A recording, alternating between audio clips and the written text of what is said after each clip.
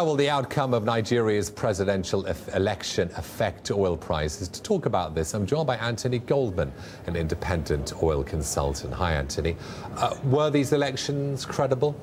I think they were credible. I think you have to look at the context of Nigeria. In 50-plus years of independence, a record mostly of very bad elections. And in this case, I think some of the architecture involved in the process, the voter registration, the resources put into 100-plus thousand polling stations, I think have ensured that while the elections certainly weren't free and fair in a conventional sense, there were violence in some areas, there were certainly issues within the parties about how they prepared for the elections and how they competed for power. These elections, in some areas at least, were very much better than Nigeria has seen before. Put into context for us how important the oil industry is for Nigeria. I mean, there's some fascinating figures. It accounts for 80% of its government revenues. It earned $59 billion last year. I mean, it is the key factor, isn't it? Yes, look, Nigeria is a very big country. It's 73.5 million registered voters, a population estimated in excess of 150 million people.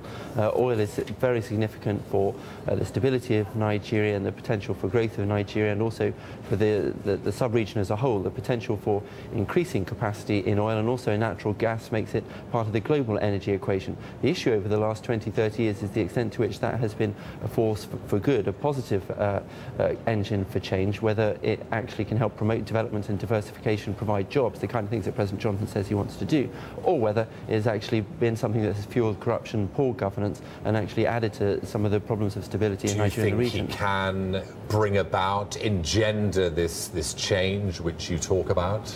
I think the problem with Nigeria is to look at it sometimes too much in terms of a beauty contest. You see, trying to focus on very difficult, complex issues and replace them sometimes by personalities. And I think if Nigeria is going to change, it needs strong will from the presidency, but also effective institutions, the National Assembly, support of the state governments in a federal structure, also of the civil service, a country with very weak and eroded capacity and institutional strength in the civil service. And I think if all of those things can be brought on board, there's massive goodwill on the part of the silent majority, if you like, in Nigeria, which has suffered very much over the years. And of course, Western oil companies play a massive part in Nigeria, don't they? We've got Royal Dutch Shell, we've got Chevron, Exxon Mobil, you know, some of the big oil companies in the world operate with the state-owned oil company in Nigeria.